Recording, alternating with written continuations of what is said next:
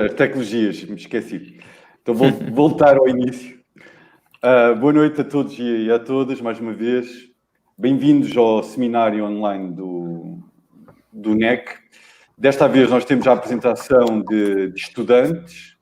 Todas as quintas-feiras agora será assim, recuperando aquilo que eram as apresentações físicas dos seminários do NEC, que era sempre a participação dos nossos estudantes de graduação. E aqui nós temos connosco o Pedro Argulo e o Ciro Facim, que são estudantes de Economia, da Faculdade de Economia, de graduação, e que foram eles que sugeriram o tema que a gente vai debater convosco nessa noite, que é a questão da renda básica.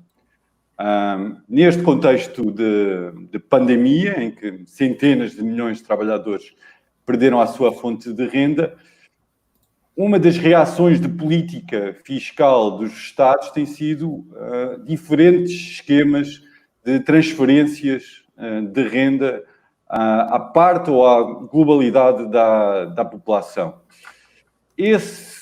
Esta realidade que a gente está vivendo hoje fez com que se recuperasse um debate que já tem algumas décadas, mas que ganhou alguma notoriedade nos últimos anos, em torno da renda básica universal.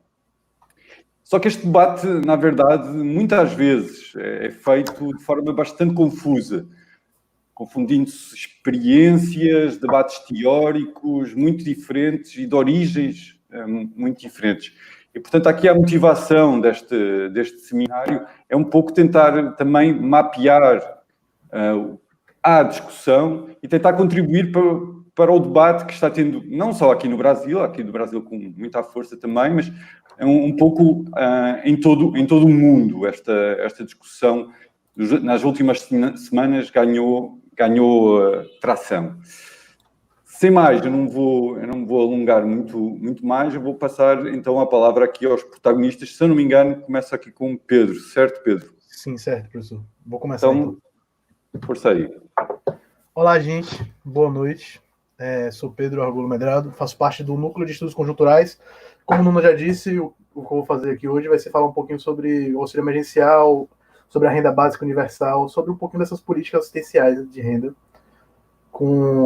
exatamente com esse recorte que o Nuno falou. E para começar a falar sobre tudo isso, no período que a gente vive, não tem como escapar de uma coisa, que é começar a falar sobre coronavírus, né?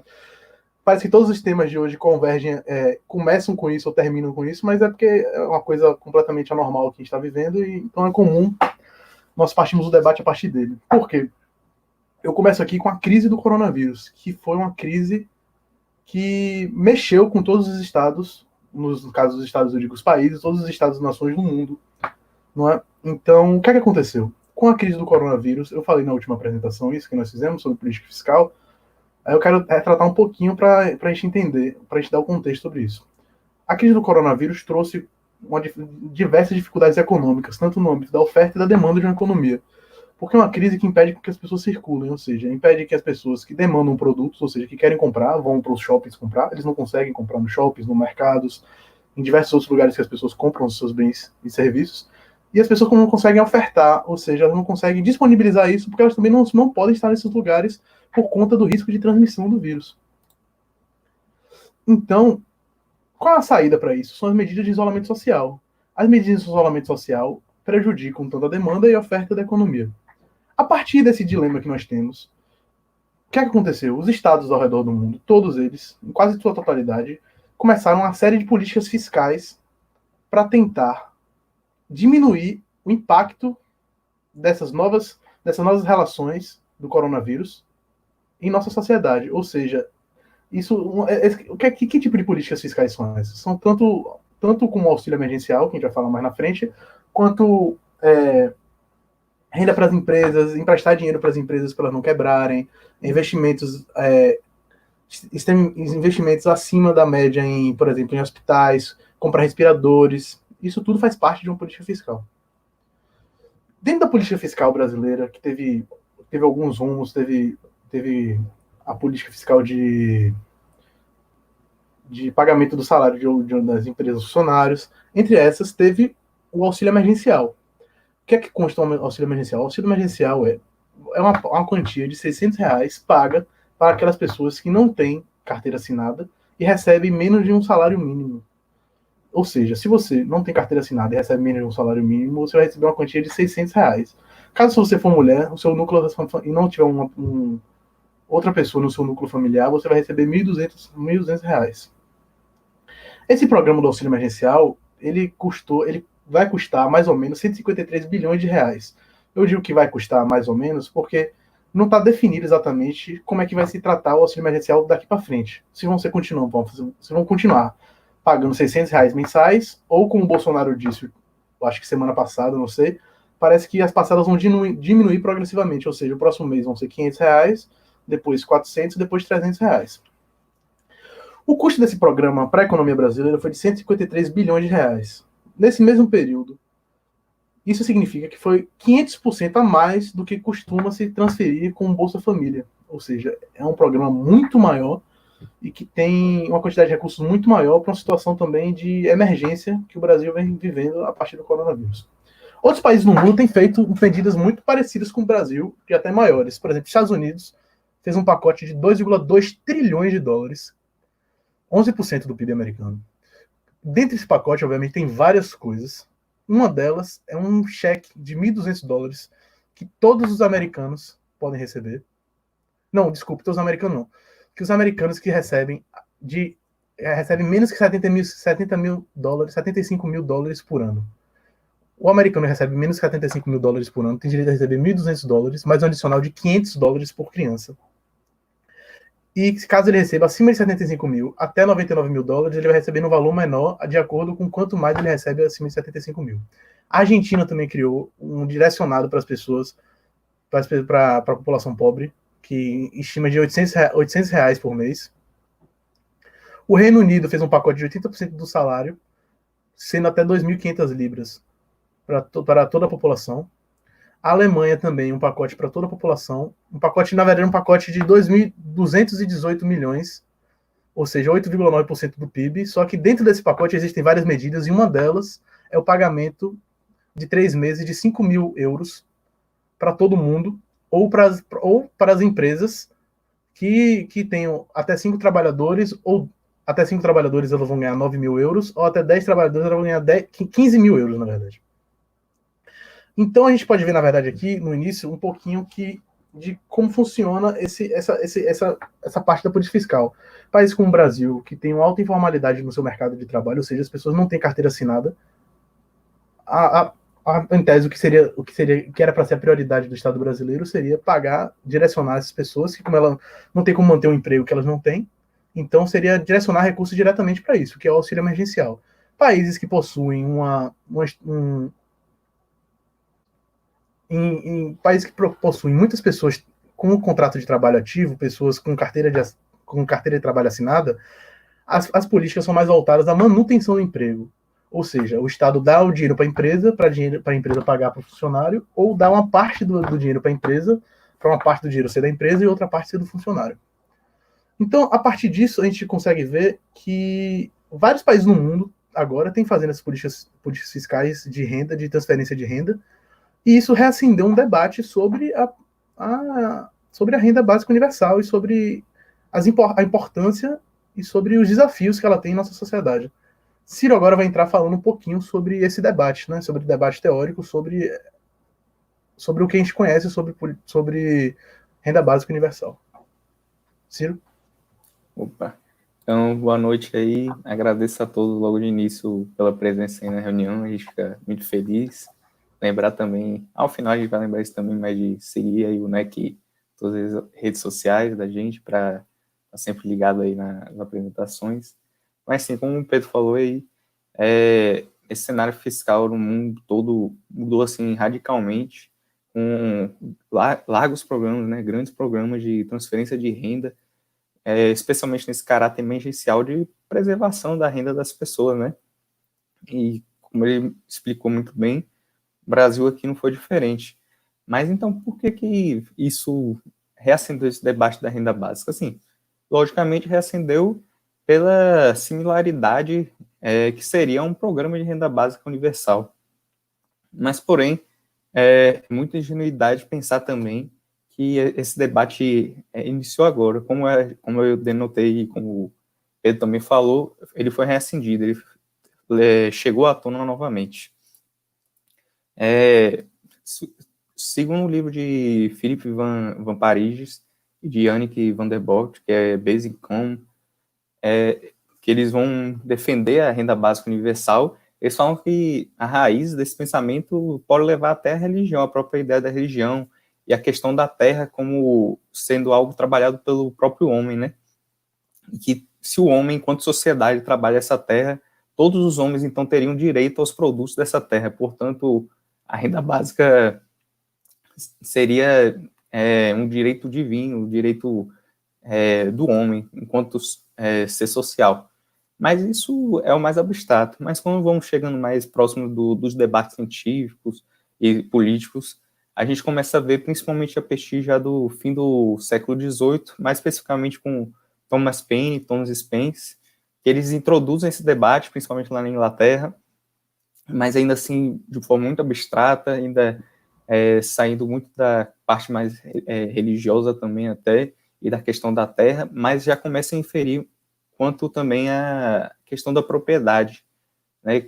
A propriedade privada ela só deve render lucros e renda à propriedade, ao dono dessa propriedade ou a toda a sociedade. Como eu falei anteriormente, a terra deve render lucros ao proprietário dessa terra ou a toda a sociedade que se utiliza dessa terra, né?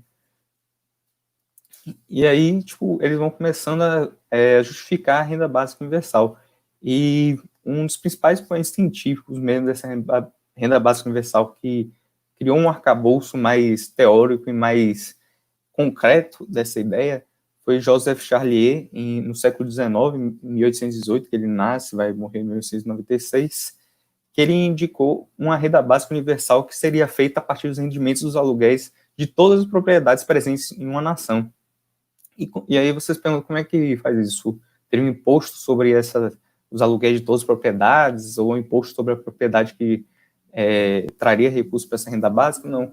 Ele indica que a propriedade não deve ser vista como privada, como forma de capital, né, vamos dizer, mas sim uma propriedade que é do Estado. Portanto, o Estado aluga todas as propriedades seriam do Estado, o Estado alugaria para as pessoas, para os indivíduos da sociedade, e esses rendimentos retornariam ao Estado, que redistribuiria como forma de renda básica universal. Seria um ciclo bem legal. Só que, e aí esse debate foi evoluindo e se concretizou em basicamente três propostas que vemos hoje, né? Que é o imposto de renda negativo, a renda básica universal, que é o que mais se fala, e uma que se chama mais dotação universal de riqueza. E as três são muito diferentes entre si, tem sim suas semelhanças, principalmente na questão de transferir renda diretamente aos cidadãos, mas ainda assim é importantíssimo denotar essas diferenças. O imposto de renda negativo foi principalmente formulado por Milton Friedman, né, da escola neoclássica, em 1962, com a premissa de que o estabelecimento de um imposto de renda que só é aplicado para pessoas com rendimento a partir de certo patamar, ou seja, vamos definir que só a partir de R$2.000 as pessoas pagam imposto para o Estado. Quem estiver abaixo desse patamar de R$2.000 receberia um imposto de renda negativo. Portanto, o que aconteceria? O Estado teria que transferir a renda necessária para complementar a renda desse indivíduo, ou seja, né, fica um pouco complicado, mas é o quê? Se eu recebo R$1.500 e o patamar é R$2.000, o Estado teria que me enviar R$500 para complementar minha renda até atingir o patamar necessário de não tributação, né? Mas é importante também notar que esse imposto de renda negativo, como eu falei, advém principalmente da teoria neoclássica, né, de Milton Friedman, e, portanto, ele vai se completar com todo o arcabouço teórico da teoria neoclássica, que é principalmente na questão da taxa de desemprego natural.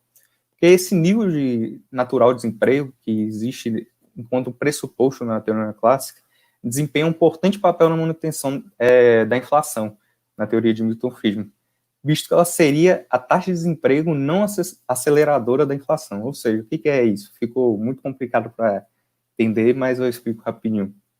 É o quê?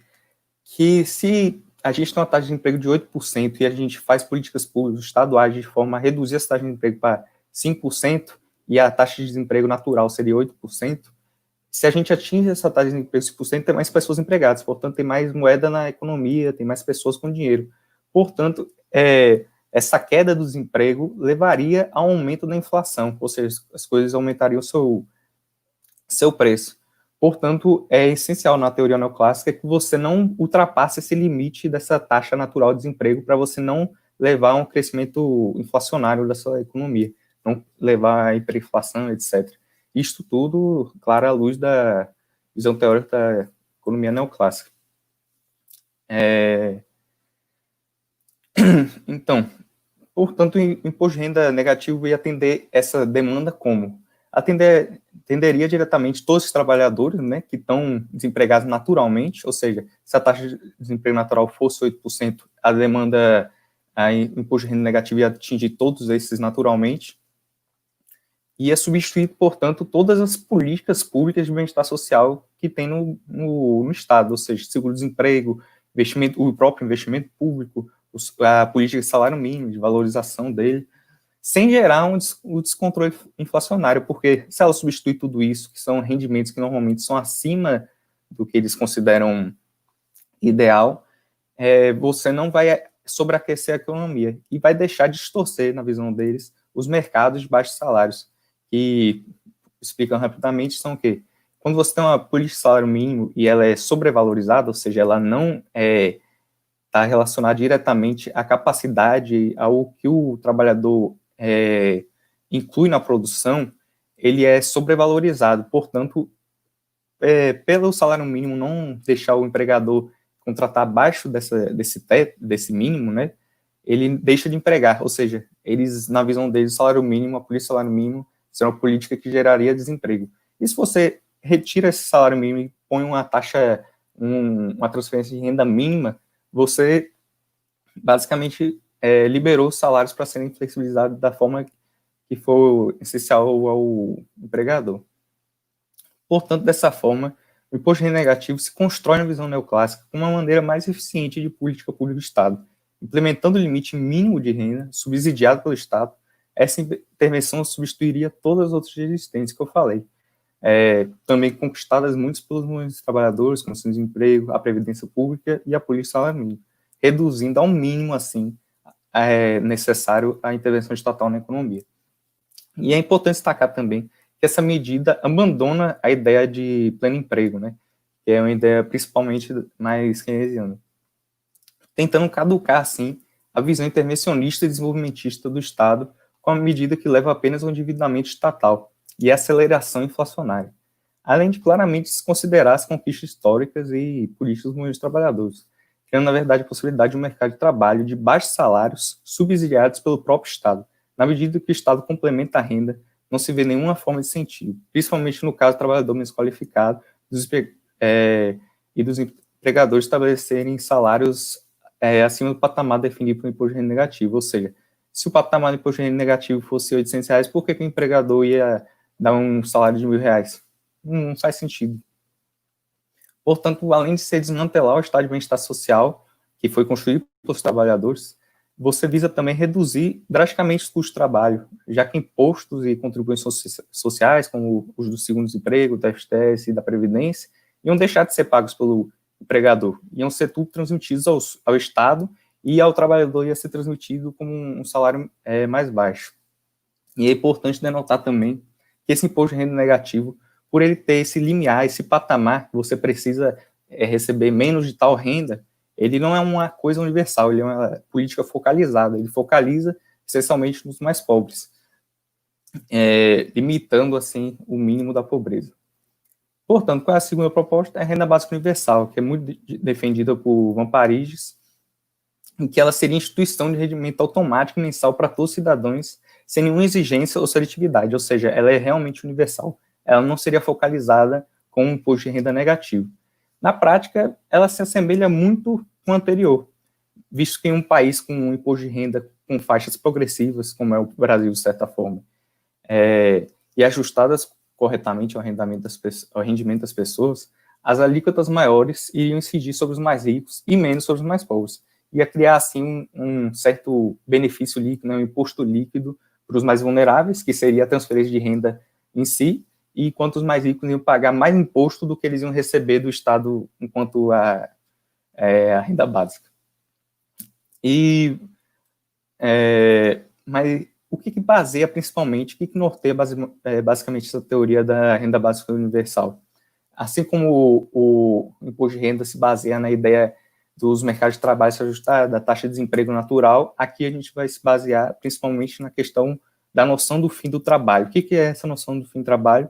Seria uma aparente tendência de um número cada vez maior de extinção dos postos de trabalho, principalmente a partir da evolução tecnológica, além também da concomitante flexibilização das regulações trabalhistas, que fazem emergir em grande quantidade os contratos atípicos, como os intermitentes, temporários, etc., e vai enfraquecendo as instituições de trabalhadores, principalmente os sindicatos. A partir desse cenário do fim do trabalho, defendido por Van Parijs, ele identifica, assim, uma intensa precarização do trabalho e uma consequente queda dos rendimentos dos trabalhadores. Portanto, a única medida que pode frear e parar esse fenômeno de precarização do trabalho e queda dos rendimentos, na visão dele, e retomar esse poder de barganha dos trabalhadores, vai ser a renda básica universal. E aí, como é que isso ocorre? Ela serviria como um piso mínimo incondicional, mas que, na visão dele, não deveria substituir as medidas de política pública e bem-estar social que proporcionem rendimentos que estejam em um patamar superior da renda básica universal.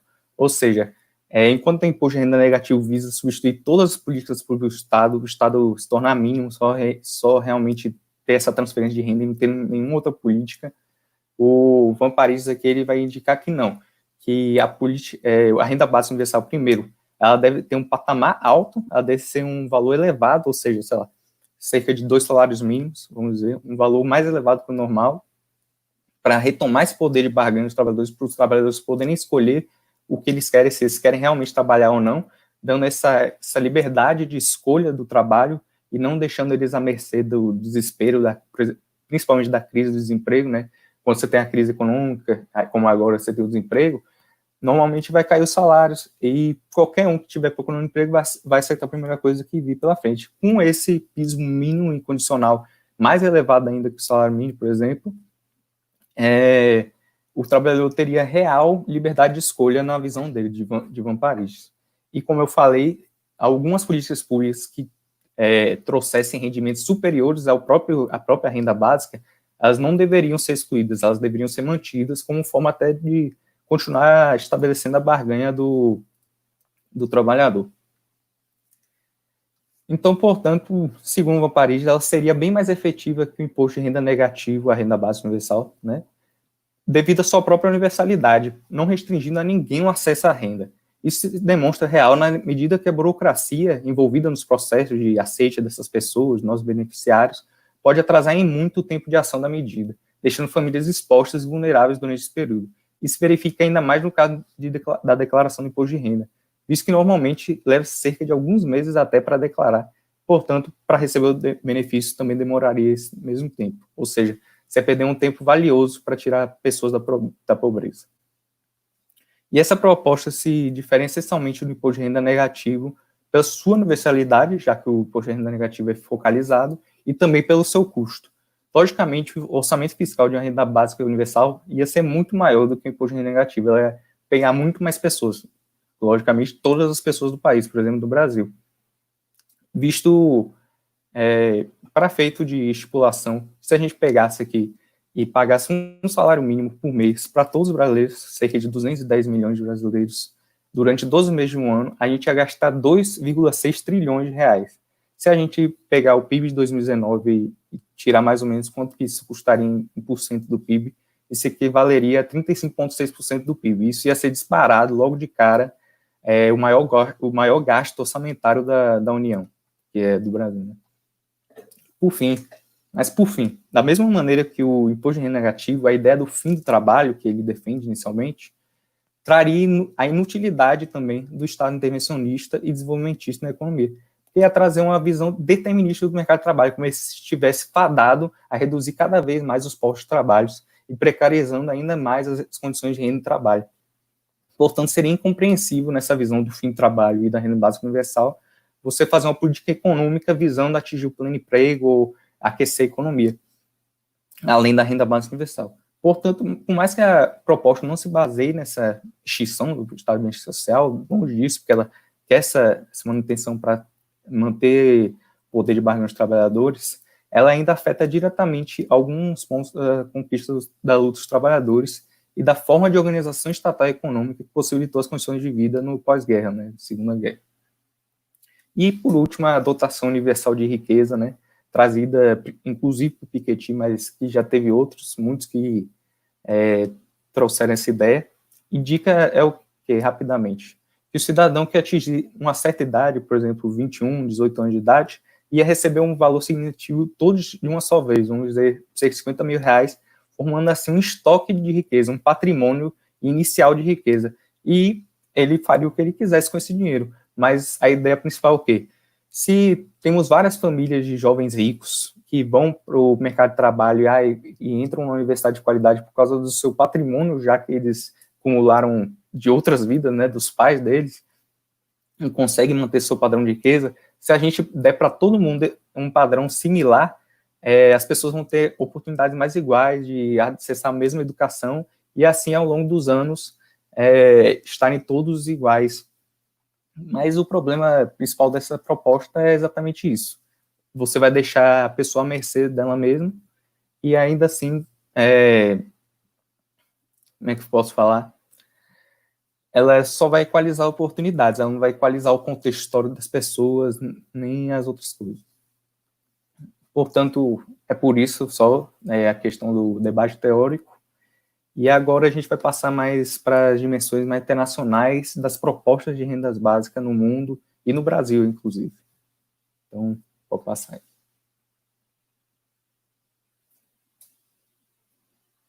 Olá, de volta, sou eu. Pronto. Agora a gente já entendeu um pouquinho sobre como é que se criou o debate teórico a partir da renda básica universal. E é importante também salientar que existem dois tipos de renda básica, certo? Dentro da renda básica, a renda básica universal, que, ou seja, toda a população do país receberia esse tipo de renda, e a renda básica focalizada, que seria, por exemplo, o Bolsa Família, que seria um tipo de renda básica focalizada, porque só determinada parcela da população conseguiria receber o benefício. O que funciona também assim hoje em dia com o auxílio emergencial. E outra coisa, pessoal, lembrando que qualquer tipo de dúvida, qualquer tipo de comentário, a gente vai estar respondendo eles após a apresentação, mas sinta-se à vontade de fazer eles, por favor. Então é isso. Aí o Ciro vai entrar agora e ele vai falar um pouquinho dos exemplos no mundo de rendas básicas que vem acontecendo no mundo. Alguns lugares que tem tentado colocar uma renda básica. E depois a gente vai voltar um pouquinho e falar sobre o auxílio emergencial.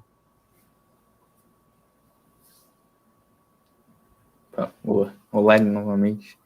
Então, quais lugares já proporam essas rendas básicas, né? Se a gente for ver, aqui no Brasil mesmo a gente já teve essa proposta, né?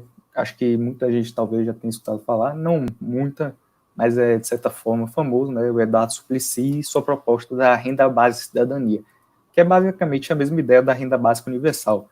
Seria uma renda que seria transferida para todos os brasileiros, todos os cidadãos residentes, inclusive imigrantes, mas apenas após 5 anos de residência aqui no Brasil. Mas, sim, essa proposta, logicamente, nunca foi levada à frente, né? Ela foi até aprovada pelo governo, foi sancionada pelo governo Lula, mas suas diretrizes fiscais, suas diretrizes orçamentárias e sua forma de implementação nunca foi efetivada pelo Congresso e nem por nenhum governo. Portanto, ficou só no plano legislativo mesmo. E outro caso brasileiro aqui que a gente tem é o caso de Maricá, né?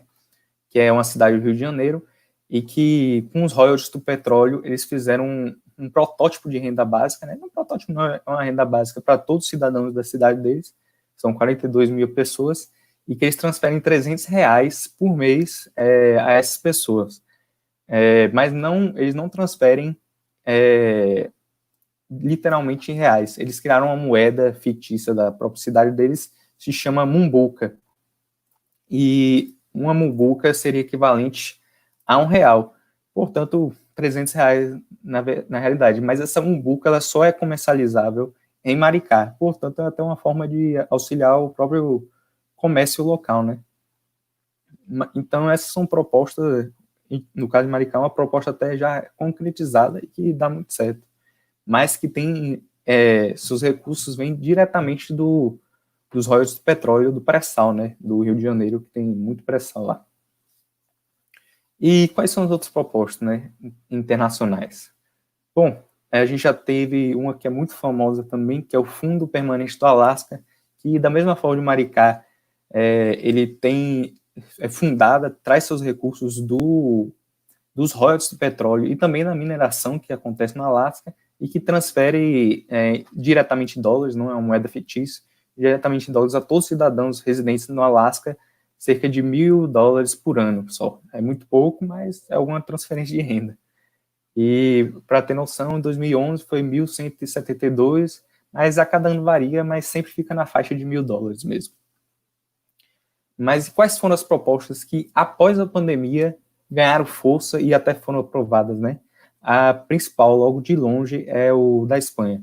O governo espanhol, ele já tinha essa ideia de criar essa renda básica antes mesmo da pandemia, mas estava sendo levada muito com a barriga, né? Não estava sendo formalizada ainda, mas com a pandemia, com a necessidade de preservação da renda dos indivíduos, das pessoas, no geral, das famílias, esse processo acelerou demais e já foi aprovado agora em maio, dia 29 de maio, e deu início já em junho o cadastro para essa renda básica. Ela não é universal, ela é uma renda básica focalizada, não consegui achar quais são os limites, mas é muita pouca gente, sim. São 850 mil famílias, parece que é muita família, sim, muitas famílias, mas comparado ao Brasil, se a gente pegar o Bolsa Família, atinge mais de 15 milhões de famílias. Então, quer dizer, 14 milhões de famílias. Então, assim, não tem a mesma magnitude que teria aqui no Brasil, por exemplo, até proporcionalmente. Mas ainda assim, é um grande passo, e ela pode render até mensalmente até 1.015 euros. Mas assim como Bolsa Família, ela depende do número de filhos e da sua idade, etc.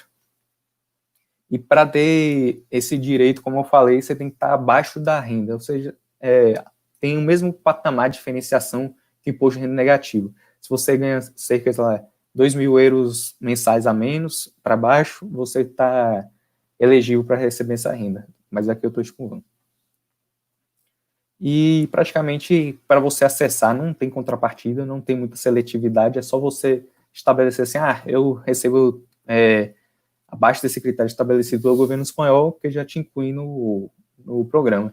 E o programa para eles ficou bem barato, vai custar, eles estipulam só cerca de 3 bilhões de euros, e já no primeiro dia que eles abriram o cadastro, já teve mais de 50 mil pessoas que se cadastraram, portanto eles com certeza devem atingir, e vão fazer avaliações anuais para ver se está reduzindo realmente a pobreza, inclusive reduzindo o desemprego, né, aumentando o consumo, levando ao aquecimento do ciclo econômico e assim no futuro reduzir o desemprego.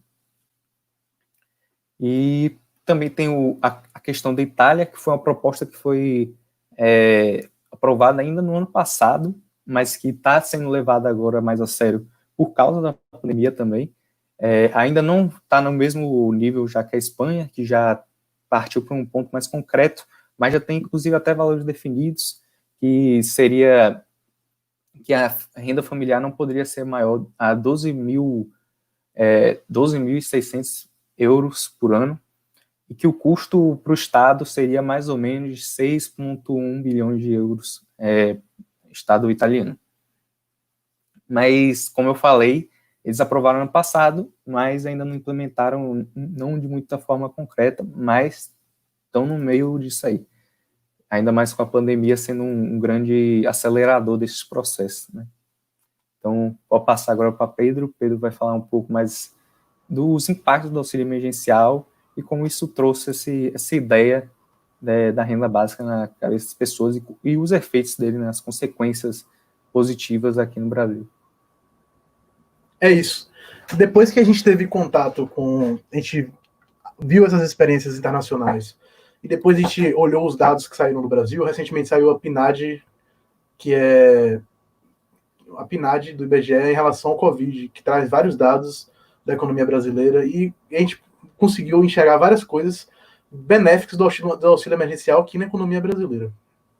Claro, o auxílio emergencial tem vários problemas. Tem alguns, vários não, alguns problemas.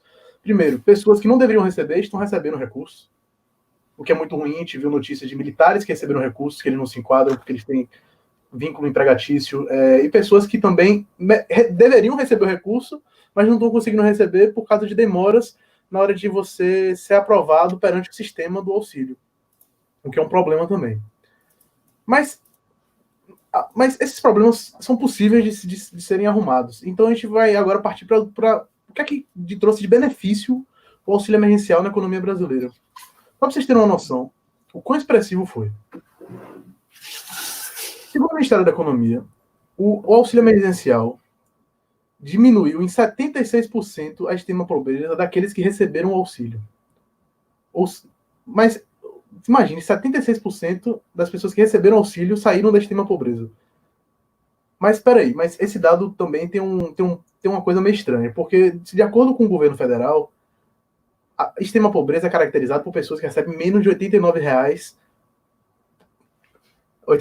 por mês. Ou seja, é uma estimativa diferente de outros órgãos internacionais. Se a gente for olhar para a ONU, por exemplo, segundo a ONU, é $1,9 por dia que classifica a pessoa que ganha menos que isso está caracterizada como extrema pobreza. Segundo o governo federal, R$ 89. Segundo a ONU, que tem essa característica, que tem essa caracterização de $1,9 diários, a diminuição não foi de 72%, foi de 32%, o que não deixa de ser uma diminuição muito expressiva. Se a gente, com base de análise, com auxílio emergencial, sim, pronto, de 32% essa diminuição, ok.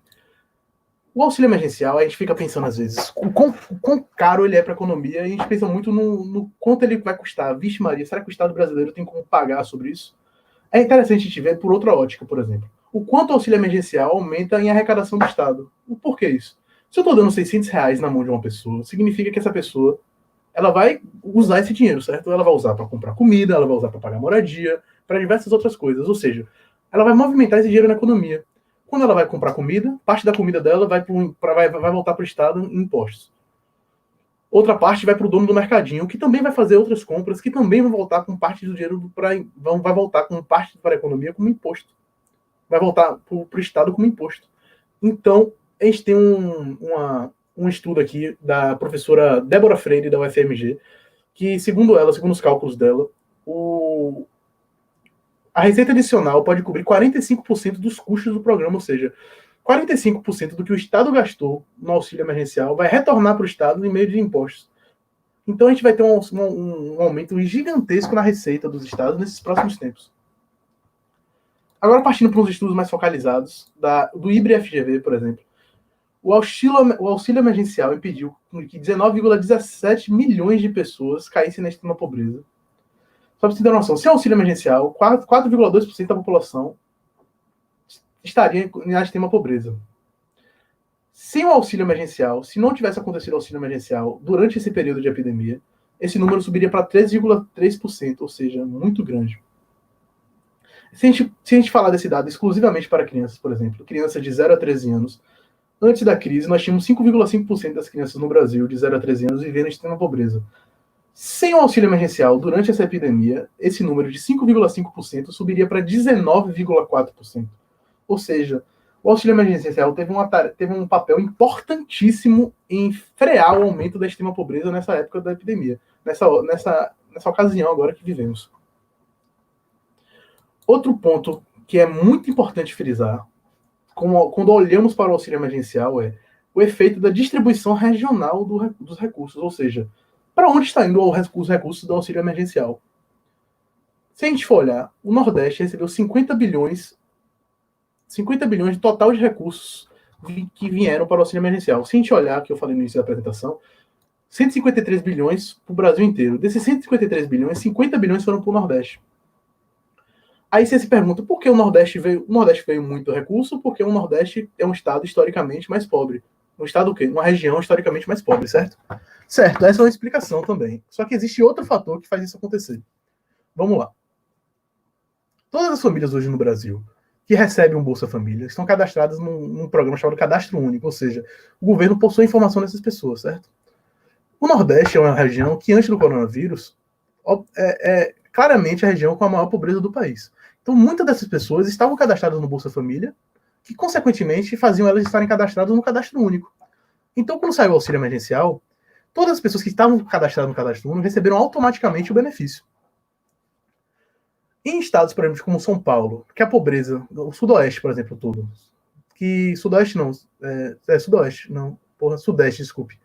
O Sudeste, por exemplo, que antes da epidemia a pobreza não era tão concentrada, as pessoas, após a epidemia, tiveram que se cadastrar no sistema do governo. O que aconteceu foi uma demora muito grande, muitas pessoas não conseguiram se cadastrar, ou seja, o Sudeste,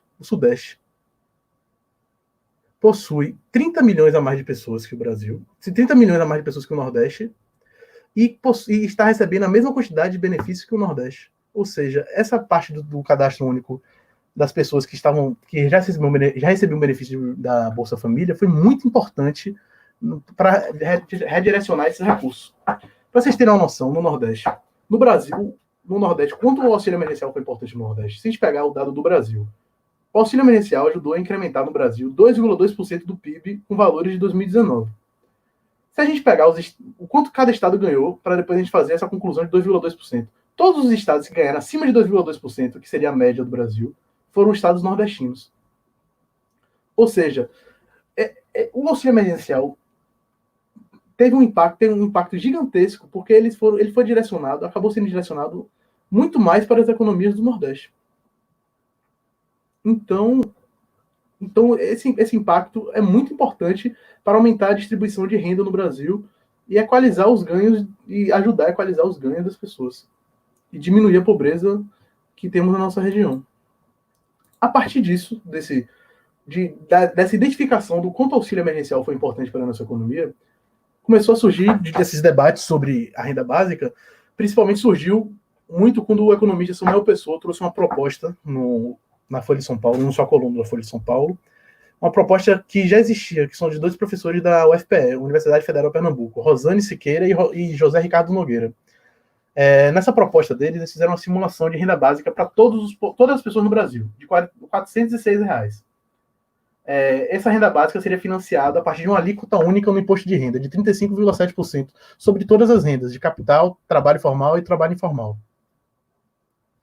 E para ser possível isso, para fazer isso, segundo o desenho que foi proposto por esses economistas, teria que ser, eles extinguiriam todos os benefícios abaixo desses R$ 406, ou seja, todos os benefícios que hoje que pagam para as pessoas menos que R$ 406 seriam extintos. Esses benefícios estariam Bolsa Família, auxílio-desemprego, Bolsa Família e auxílio-desemprego, principalmente, exatamente. Mas continuaria o BPC, porque o BPC é um salário mínimo, que está indexado ao salário mínimo, que é o benefício de prestação continuada. Ou seja, segundo eles, com a eliminação de todos esses benefícios que são dados antes, mais essa alíquota única de 36,7%, seria possível financiar um programa que teria como gasto 750 bilhões de reais, ou seja, 11% do PIB, em valores de 2017, para deixar claro. Outra proposta foi de Daniel Duque, que ele trouxe no site do IBRE-FGV, um artigo. O desenho do artigo proposto por Daniel Duque, de um programa de renda básica focalizada, que traria para substituir o Bolsa Família, substituiria também o BPC, e também substituiria o auxílio-desemprego e o abono salarial. Esse tipo de programa, ele prevê R$ 142 para trabalhadores informais, que não têm carteira assinada, que recebam menos de um salário mínimo. Só que ele prevê um tipo de renda básica universal para pessoas de 0 a 18 anos. Para todo mundo de 0 a 18 anos receberia R$ 412. Ou pessoas que têm acima de 65 anos também receberiam R$ 412. Levando em consideração que essas pessoas não tenham carteira de trabalho assinada. Se a gente olhar essas duas propostas, o que é que a gente pode analisar a partir delas? A gente pode analisar alguns problemas. Primeiro, na proposta aqui dos professores da Universidade Federal de Pernambuco, que Samuel Pessoa trouxe na sua coluna da Folha de São Paulo, Qual o problema? Quando a gente coloca uma alíquota única de 35,7% sobre todas as rendas, capital, trabalho formal e trabalho informal, a gente está colocando o mesmo peso para pagar esse auxílio das pessoas que ganham renda de capital, que ganham renda de trabalho formal e que ganham renda de trabalho informal. Ou seja, o cara que é dono da fábrica vai pagar proporcionalmente a mesma quantidade do empregado dele, do empregado que está trabalhando na fábrica, e vai pagar da mesma forma também as outras pessoas, trabalhadores informais, que declaram sua renda no imposto de renda. Então, isso meio que coloca uma maior parte da parcela da população para pagar. E na proposta de Daniel Duque,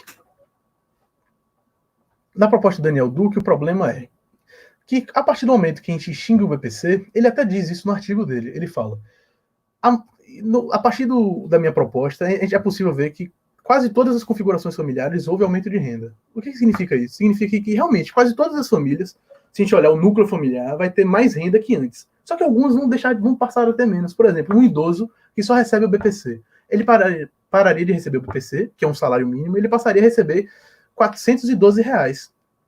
Então, isso é um perigo muito grande, porque se a gente está falando de idosos que recebem o BPC, são pessoas com fragilidade gigantesca financeira. São pessoas que não possuem outro tipo de renda, que não possuem outro tipo de alternativa, e se a gente desenhar um programa que não possa ajudar diretamente essas pessoas, é um problema muito grande. E também, recentemente, agora essa semana, Paulo Guedes trouxe, né, o desenho dele de imposto negativo, que seria assim, seria para trabalhadores informais. E como é que funcionaria? 20% do que o trabalhador informal ganhou num mês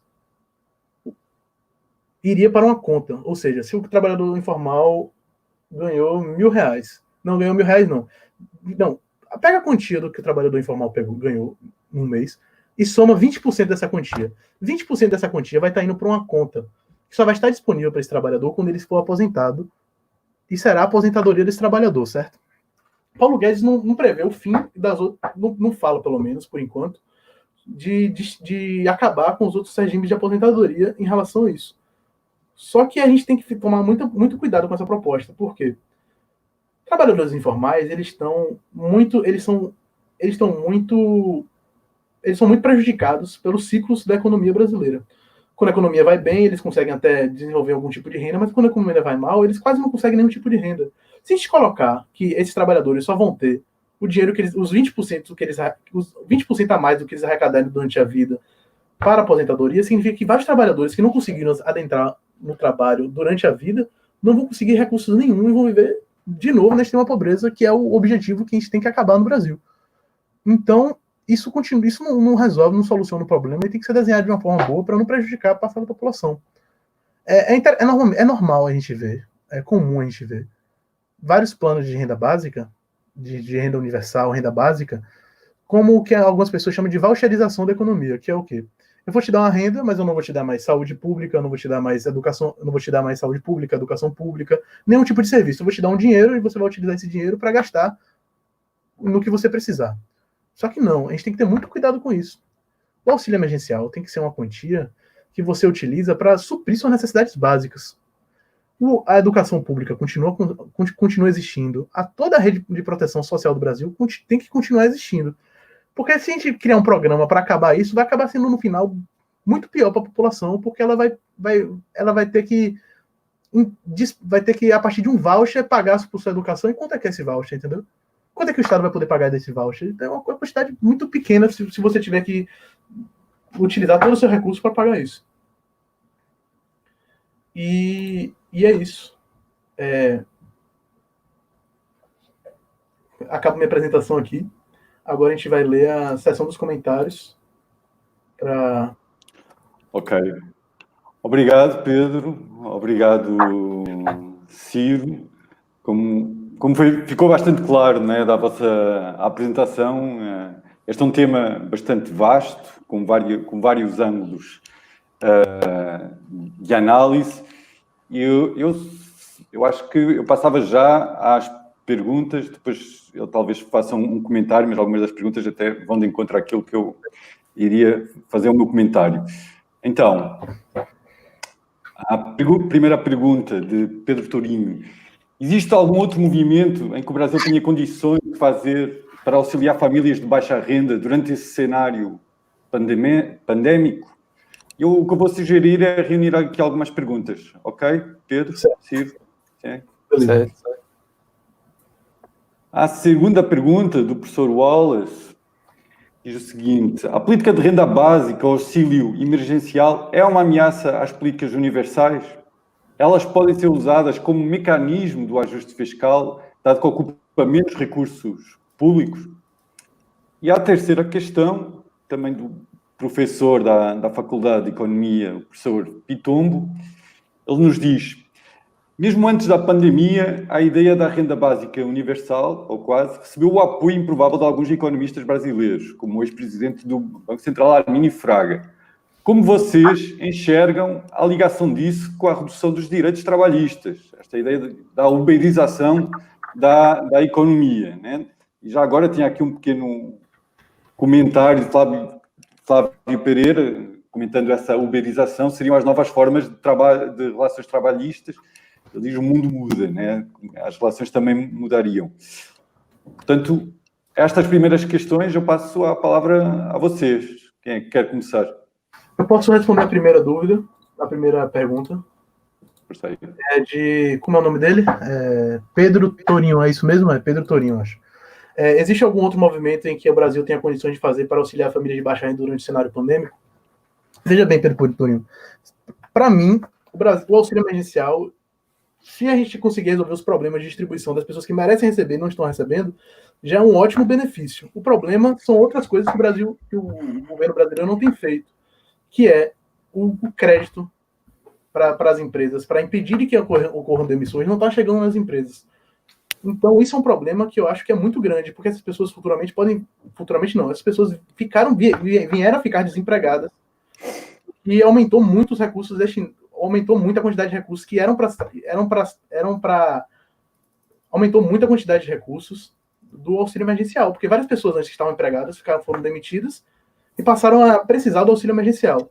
O que é que o governo brasileiro tinha que ter feito, que inclusive na nossa apresentação de política fiscal, a gente comentou sobre isso, e todos os professores aqui do MEC falam muito sobre isso, era preciso que o governo federal tivesse emprestado dinheiro para as empresas, ou alguns estados do mundo, o que vem acontecendo é que os governos estão dando dinheiro para as empresas, para elas não demitirem seus funcionários, para elas esses funcionários não venham estar desempregados, e isso não desbalanceia a economia, entendeu? Porque quanto mais funcionários empregados, quanto mais pessoas no desemprego, são mais pessoas precisando do auxílio emergencial.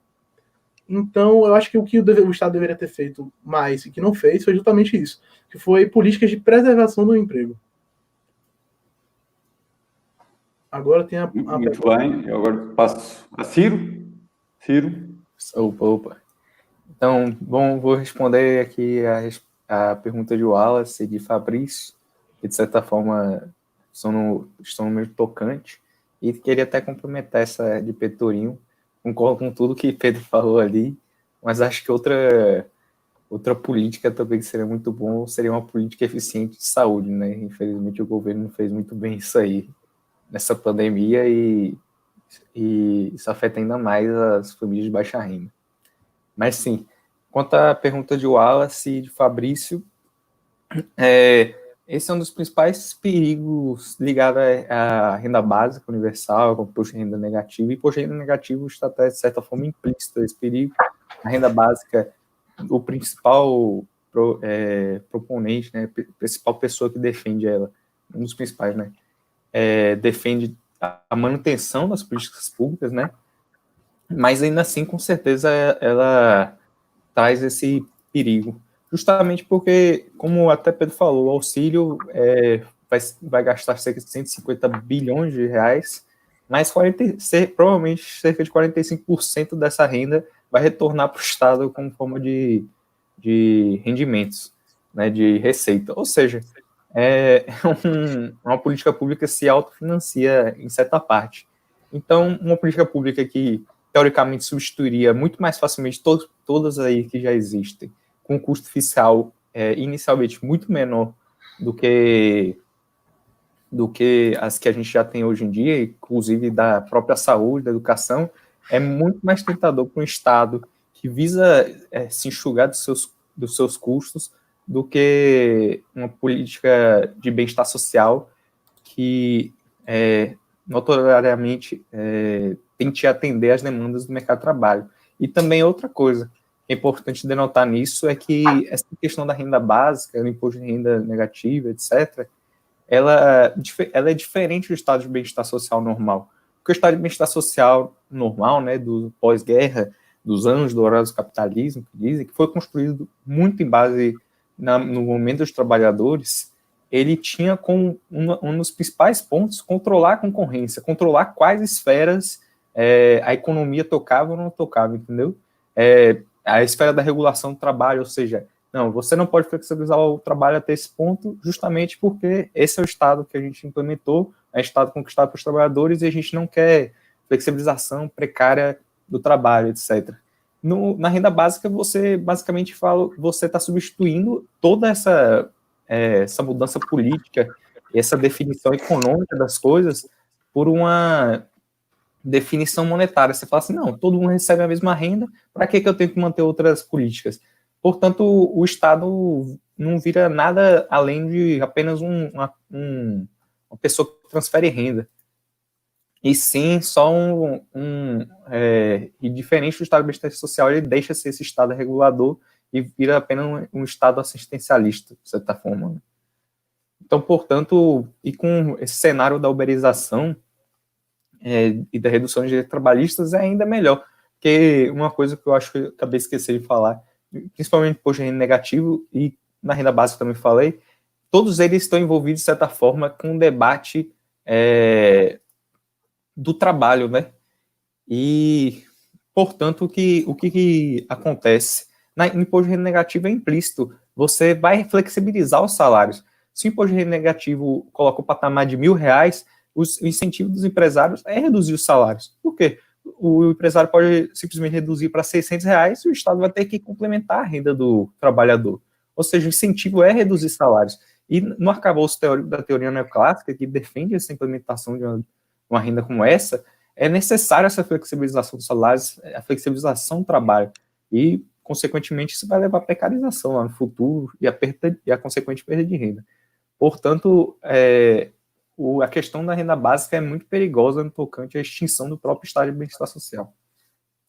Então, pronto, é isso aí. Temos mais perguntas, parece. Então, vamos ver aí as próximas. Obrigado, Ciro e Pedro. Teve um comentário do professor Fabrício. O professor Fabrício tem aqui um comentário, certo? Sobre o problema apontado na proposta, exato. Isso, o problema que você apontou, Pedro, ou seja, a questão aqui no Brasil é que os ganhos de capital são menos taxados que os do trabalho. Exatamente. Gostei muito do seu comentário, professor Fabrício, porque foi alguma coisa que realmente esqueci de falar na apresentação, que é justamente isso, que é para a gente abrir essa possibilidade dessa renda básica universal, para esse aumento desse assistencialismo no Brasil, é extremamente necessário uma reforma no sistema tributário, porque o sistema tributário hoje é altamente injusto. O que eu discordo do FPE da proposta do FPE é justamente utilizar tanto os ganhos de capital quanto os ganhos de trabalho da mesma proporção. Porque, para mim, a gente tem que tributar mais os ganhos de trabalho. Ganhos de trabalho o quê? Os ganhos de capital. E a gente tem que aumentar, diminuir as isenções dos impostos de renda, começar a tributar fortunas, a gente tem que tributar as pessoas, a gente tem que tributar mais pesadamente as pessoas que estão no topo da pirâmide financeira do país. Então, isso não foi claro, mas com certeza, os ganhos de capital são menos taxados que o ganho de trabalho, e isso é necessário que ocorra uma reforma tributária no país para mudar esse tipo de realidade que temos aqui. Não sei se Ciro quer acrescentar alguma coisa, mas depois temos aqui mais uma questão de Mirella Fonseca que diz: vi algumas matérias jornalísticas defendendo a moderna teoria monetária, MMT, e relacionando com a renda básica universal. Ela pergunta se o NEC tem algum acúmulo crítico em relação à MMT. Na verdade, eu posso responder um pouco a esta, porque é mais direcionado ao NEC como um todo. A gente tem feito algumas leituras não públicas, né? A gente não tem debatido publicamente a MMT, mas eu posso responder já aqui a uma coisa, que é a MMT do ponto de vista de política pública que defende, não é tanto a questão da renda básica universal, mas sim um outro esquema que eles chamam o emprego garantido. Ou seja, o regulador da demanda numa economia para a teoria monetária moderna seria a geração de emprego garantido pelo Estado. O Estado garantiria um emprego, um trabalho e uma renda associada a esse trabalho para toda a população. Isto é uma discussão. Há razões para eles defenderem isto e não defenderem tanto a questão da renda básica, mas isto é uma discussão que eu acho que sai um pouco aqui do escopo do nosso debate. Eu só queria fazer aqui um breve comentário ao que já foi dito, né, pelo Pedro e pelo Ciro. Eles falaram muita coisa, não é? Como eu estava dizendo, não só do ponto de vista mais teórico, mas das experiências práticas. Eu só queria fazer um breve comentário. Nós temos que ver a questão destes programas de renda básica, de transferências para as famílias, sobretudo isso, acho que ficou bastante claro nas apresentações de Pedro e de Ciro, na questão de quem está fora do mercado de trabalho, sobretudo no mercado de trabalho formal. E, obviamente, isso faz com que esse tema tenha um particular interesse aqui no Brasil, dada a imensidão da informalidade. E isso explica, por exemplo, porque é que um programa tão barato como o Bolsa Família teve um impacto tão grande na eliminação da pobreza e na própria dinamização da economia regional aqui no Brasil.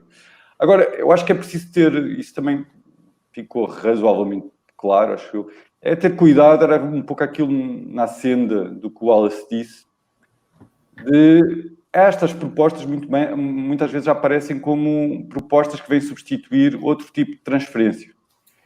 E que pode ser mais ou menos ambicioso. Essas transferências sociais, tradicionalmente, foi assim que elas foram criadas, pela luta dos sindicatos, né, a luta dos trabalhadores que o Ciro falava, são transferências que estão muito ligadas à questão do trabalho e do salário. Vou dar dois exemplos. Vocês já falaram, que é a questão do auxílio-desemprego, ou seja, o auxílio-desemprego não é construído como uma renda mínima para garantir a sobrevivência. É algo que está indexado ao meu salário porque eu fui pagando para a Previdência, né? Eu fui pagando, eu fui contribuindo com o meu salário, eu e o meu empregador. Este é um exemplo. Outro exemplo mais claro, que não aparece muito nestes debates, mas ele é implícito, é a questão da aposentadoria. Ou seja, não ver a questão da velhice como, chegando à velhice, a gente só tem direito a um mínimo. Mas ver a questão da velhice como eu tenho direito a ter uma renda razoavelmente parecida com aquela que eu tive estando a trabalhar. E, portanto, daí todo o mecanismo de repartição em que a aposentadoria pública está baseado, não é? A ideia de eu contribuo hoje para pagar a aposentadoria de quem está aposentado hoje, na esperança que quando eu aposentar eu vou beneficiar dessa solidariedade intergeracional, mas sempre ligado muito aos meus rendimentos do trabalho. E é isso que aparece muito nestas propostas, é tentar quebrar essa ligação entre política social de transferência e o salário, o trabalho. Isso, obviamente, tem duas consequências. A primeira, muito clara, que o Pedro referiu en passant, é a ideia de cortar nos custos trabalhistas, ou seja, a ideia de o empregador deixa de estar responsável de contribuir para a Previdência, de contribuir para o auxílio de desemprego, e, portanto, esse tipo de despesa mínima é uma responsabilidade do Estado que pode ser financiada por impostos diretos, indiretos, não interessa, mas não é diretamente pelos custos trabalhistas. Isto por um lado, e por outro, é diminuir aquilo que falava o Wallace, né? Facilitar de alguma forma o ajuste fiscal, porque a ideia de a gente vai estabelecer aqui o mínimo em qualquer uma das propostas, né? Quer de imposto negativo, quer de renda básica universal, a ideia é ter um mínimo que não deixa as pessoas cair na indigência. Ou seja, não se está aqui a relacionar a ideia de seguro, de garantia que as pessoas tenham no seu posto de trabalho de alguma manutenção da sua renda quando se caírem no desemprego. E, mais uma vez, isto como o Ciro falava, isto tem uma consequência, que é fragilizar a relação entre empregador e trabalhador. Ou seja, se o risco que eu corro de perder o emprego for muito maior, é uma grande quebra da minha renda, obviamente a minha relação é diferente à relação que eu tenho com o meu empregador. E, portanto, eu acho que estas propostas devem ser vistas com bastante cuidado na forma como a gente, de facto, pensa as políticas públicas. Sem querer, e eu acho que isto também ficou muito claro na vossa apresentação, sem querer desvalorizar o impacto impressionante que algumas destas transferências, como a Bolsa Família, ou que a gente claramente quer ver alargado, não é? Dado os efeitos positivos do auxílio emergencial.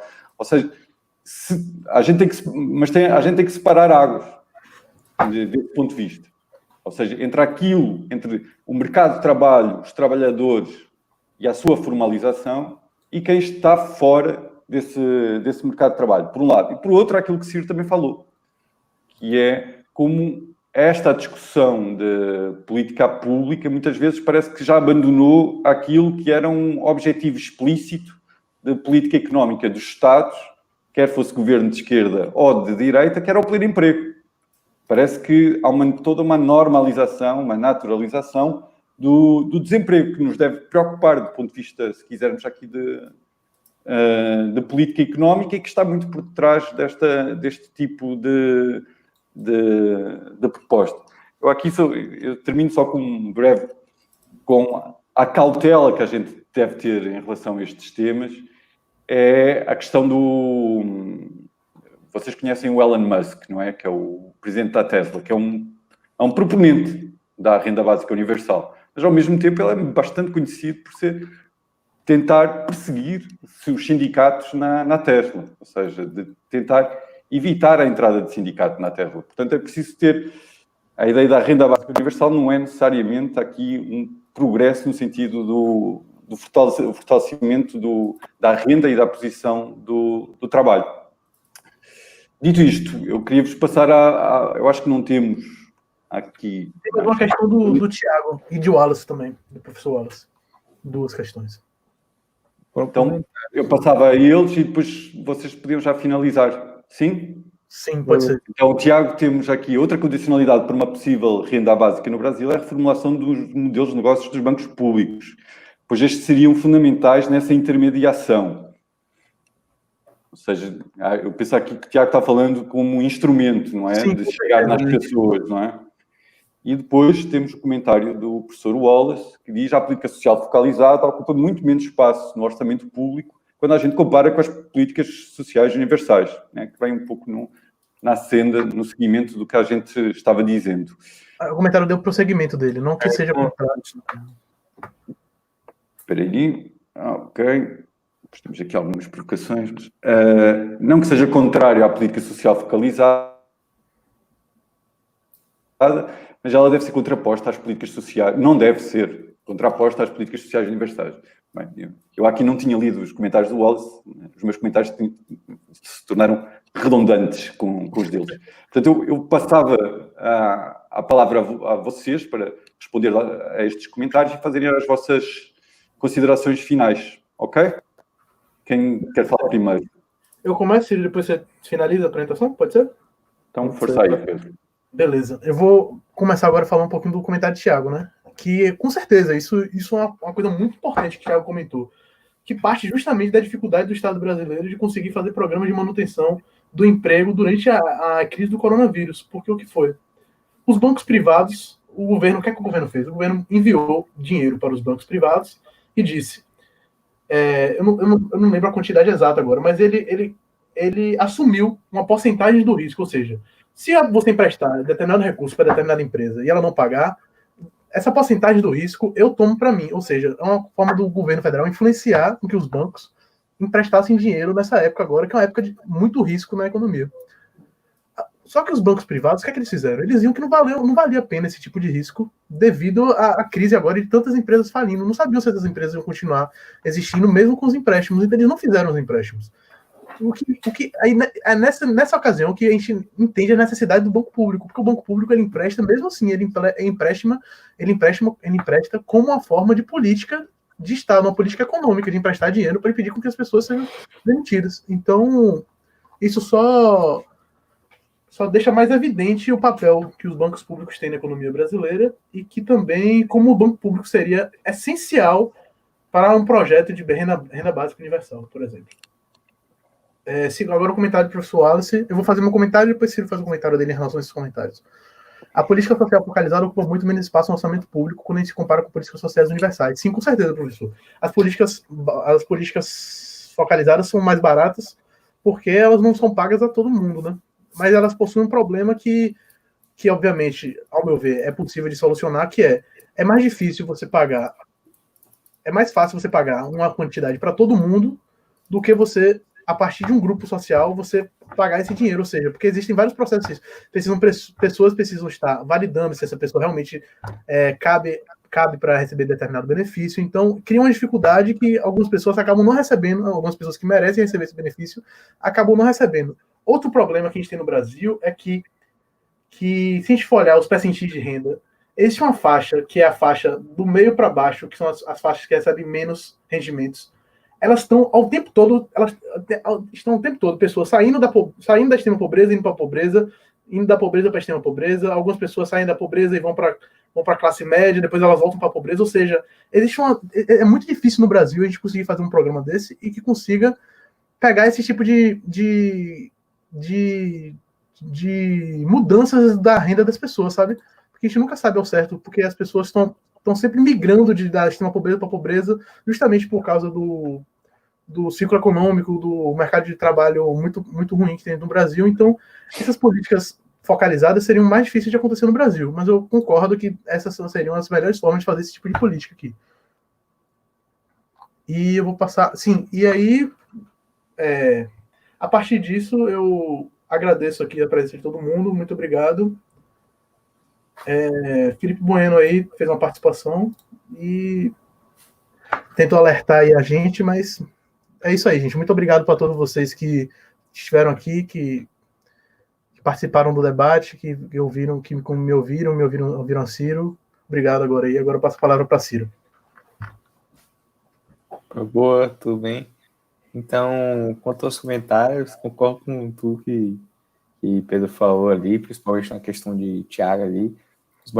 Os bancos públicos, na minha visão, são pontos centrais para essa transmissão desses rendimentos, da renda, etc. Então, acho que tinha que, principalmente, fluir por esse canal dos bancos públicos mesmo. E quanto ao comentário de Wallace, se junta até minhas considerações finais já, que acho que a gente tem muito que pensar nisso também, da política social focalizada e universal.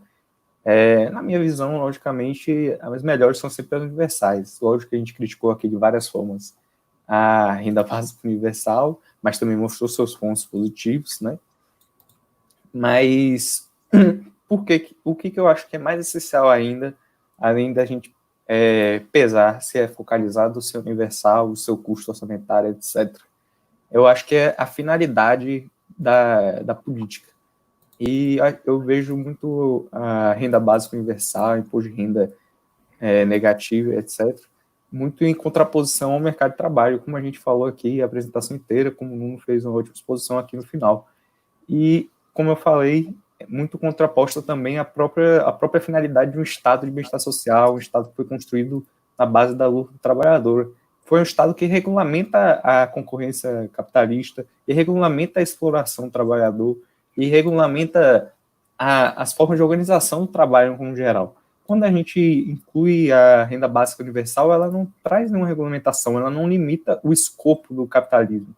Na verdade, ela até aumenta o escopo do capitalismo na forma de que ela provê ainda mais fundos, maior liquidez ao capitalismo como um todo, ela acelera, inclusive, o crescimento dele.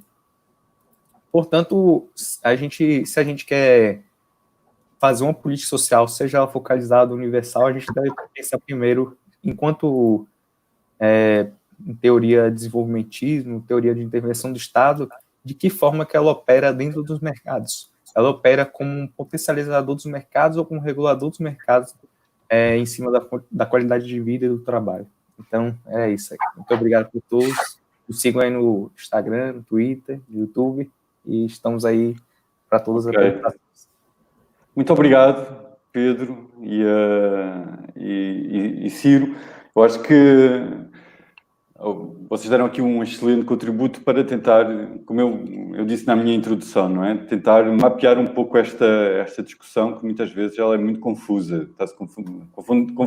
Confundem-se muitas coisas quando se está discutindo renda básica. Eu espero que tenha sido tão frutuosa para quem está assistindo em casa como foi para mim.